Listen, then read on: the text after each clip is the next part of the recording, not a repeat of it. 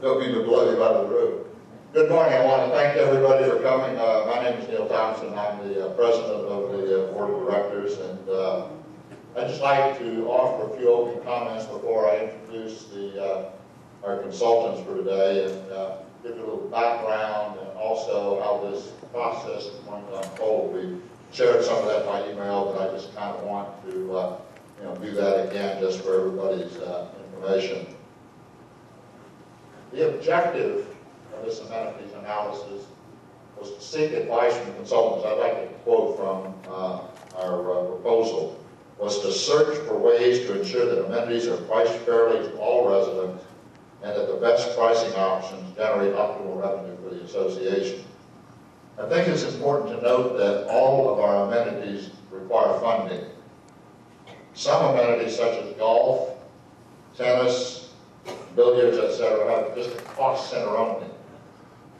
This means that there's no user fee that goes along with that amenity. What? No, I said for these amenities. Did I say golf? I'm sorry. My apologies. But yeah, there's definitely a user fee.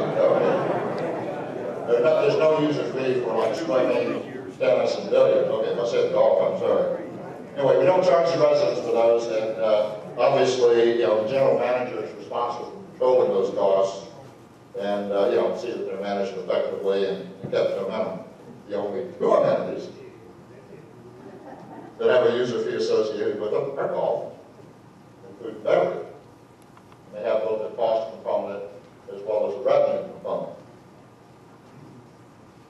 And this treatment of all of the amenities has taken place since we took control from Lennar back in 2005.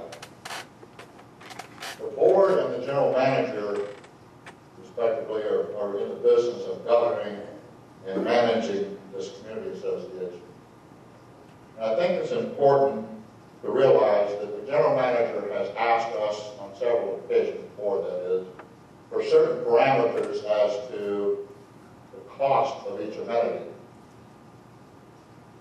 And so one of the goals that we set out with respect to this amenities analysis was to analyze all the amenities and to see, we already know what the costs are, but to have our consultant team analyze all of these amenities, and we don't want any, there's certain amenities that we do not want, well actually all amenities, that we do not want to exceed certain costs.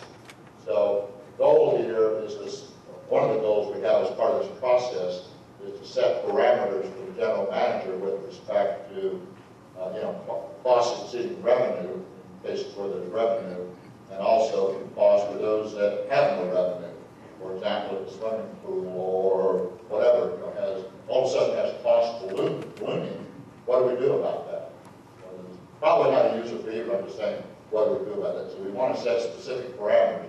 In the past, the board has, and this goes back several boards, have generally stated that that each amenity could have certain costs exceeding revenue for those for food and beverage and golf specifically, but we need to set those parameters formally for the general manager. We'll get to the presentation by the advisory consultants in just a moment, but I just kind of wanted to outline what's going to happen today and over the next couple of weeks. The morning session is a presentation to the board with the residents in attendance. And as such, there will be questions and comments only from board members to the Landry team and the general manager to the Landry team.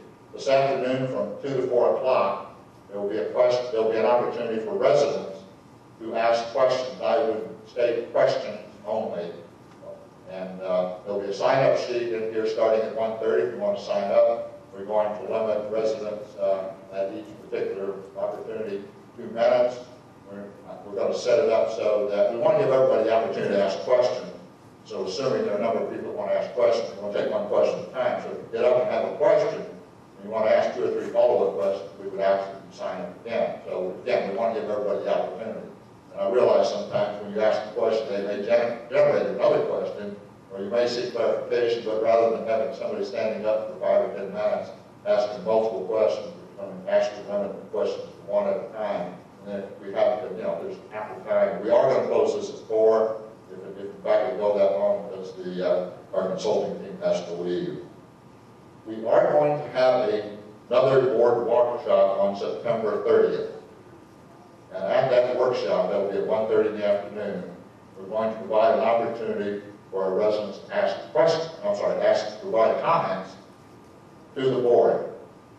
No questions at that particular time, because we're not really prepared to answer, questions about the report given today. We'll give you an opportunity to provide comments. I realize I'm expecting quite a few people are going to have comments about this particular subject, because there are a lot of different points of view in our community, to kind of put it understatedly. So you'll have an opportunity to provide comments on the 30th. The board will also have a follow-up session, and that will be primarily just to discuss the process that we want to follow at a special board meeting that will take place on October 6th in the afternoon at 1:30. So we will actually have a in-depth discussion, and we'll be making decisions at the October 6th meeting. There will be an opportunity again for resident comment. I'm not sure how extensive that will be, because we're going to have a long, board meeting, I would imagine, as we discuss this, so that we will construct it so that we can get some resident comment. But if you have comments about the analysis or related stuff, I would strongly recommend that you come, please, if you can, on the 30th. Offer us those comments, because we want to take those into account as we, discuss and make decisions on the 6th.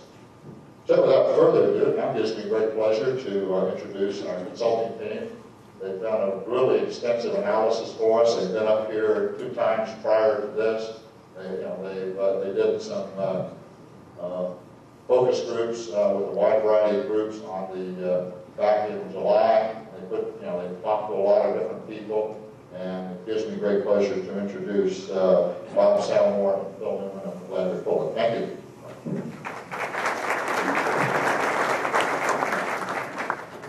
Good morning, ladies and gentlemen. I'm Bob Salmore. I'm going to start off here.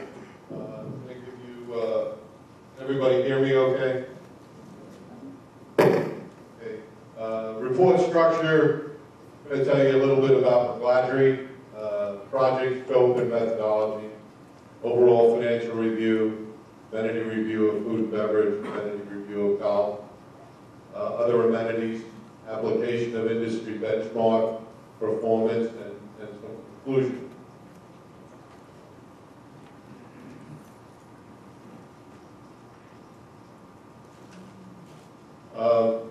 McGladrey and Pullen is the 5th largest accounting and tax and consulting service firm in the United States. We have a very special practice. We have about 30 professionals dedicated to private club, association, industry, and you can see some other statistics there about what we represent. I'll let you read that if you get a copy of the report. It just tells about my associate here, Phil, and some experience, some information about myself. Proposal arrangements. You can see them there. We performed a benchmark review of existing pricing and cost structures, determined pricing sensitivity and culture of the community. What that means is that we wanted to understand how sensitive the residents here are to price increases. I suspect you're very sensitive. We also were asked to determine competitive pressures from outside the community. We reviewed the cost of providing various community amenities, and we determined an optimal pricing structure based on steps 1 to 4. And I might add, if you're expecting to see how much you're going to charge for a round of golf, we don't recommend actual amounts. We do, however, will make a recommendation that the various charges for golf